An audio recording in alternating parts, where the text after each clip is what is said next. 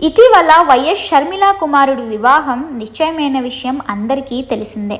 వివాహానికి పెద్దగా సమయం లేనందువల్ల ఇప్పటి నుంచే షర్మిల అతిథుల్ని ఆహ్వానించడం మొదలుపెట్టింది.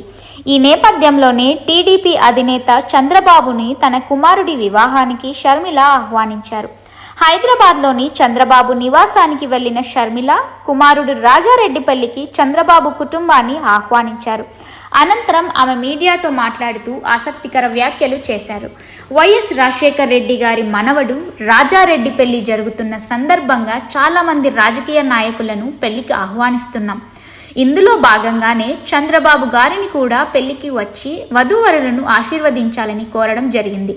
చాలాసేపు రాజశేఖర్ రెడ్డి గురించి, వారి స్నేహం గురించి, వారి రాజకీయ ప్రారంభ దశలో జరిగిన ప్రస్థానం గురించి చంద్రబాబు అన్నీ గుర్తు చేసుకున్నారు. నాకు గుర్తు చేశారు. ఇద్దరం చాలాసేపు మాట్లాడడం చాలా సంతోషం అనిపించింది. పెళ్లికి వచ్చి నూతన వధూవరులను ఆశీర్వదిస్తానని మాట ఇచ్చారు. మా మధ్య చర్చలో ఎక్కువగా రాజశేఖర్ రెడ్డి గురించే ప్రస్తావించారు. ఇద్దరి ప్రయాణం జీపులో కలిసి తిరగడం, సీఎం పదవి కోసం ఇద్దరు చేసిన ప్రయత్నాలు ఇలాంటివన్నీ చెప్పుకుంటూ వచ్చారు. లోకేష్ నా గురించి చేసిన ట్వీట్ను రాజకీయంగా చూడకండి. చంద్రబాబు గారికి ఒక క్రిస్మస్ కేక్ మాత్రమే పంపడం జరిగింది. ఆ కేక్ కేవలం చంద్రబాబుకు మాత్రమే పంపలేదు. కేటీఆర్, కవిత, హరీష్ రావు వంటి వారికి కూడా పంపించాం. రాజకీయాలే జీవితం కాదు. రాజకీయం ఒక ప్రొఫెషన్. రాజకీయ ప్రత్యర్థులుగా ఒక మాట అనుకోవడం జరుగుతుంది. కొన్ని సందర్భాల్లో కేక్ పంపిస్తే అందరి మధ్య మంచి అనుబంధం నెలకొంటుంది. చంద్రబాబును కలవడాన్ని రాజకీయంగా చూడొద్దు.